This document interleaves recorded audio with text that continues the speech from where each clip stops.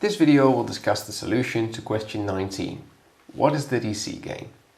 To find the DC gain, A0, you can look at the formula sheet to find the following formula.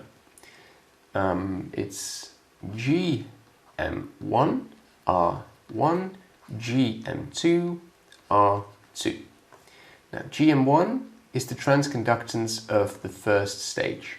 So if we look at the first stage, that has to be the transconductance of MP2 because the small signal enters here and is amplified at the drain of this PMOS transistor. So that is GMP. Then we have to multiply it by R1, which is the output resistance of the first stage. Now the output resistance is the resistance of MP2 and the resistance of MN2 in parallel. So this will be RON in parallel with ROP. Then we have to look at GM2. GM2 is the transconductance gain of the second stage. And if we look closely at the figure, that has to be the transconductance gain of MN3 because the small signal enters here and the current is generated right over here. So that will be GMN.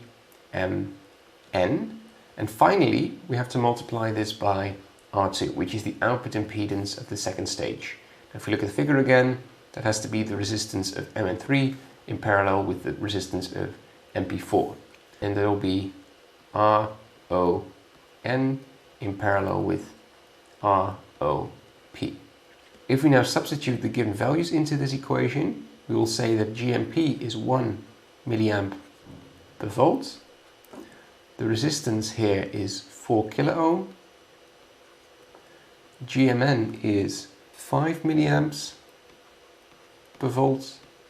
And the next resistance will also be another 4 kilo ohms. All of this together will lead to a DC gain of 80. And that is the correct answer to this question.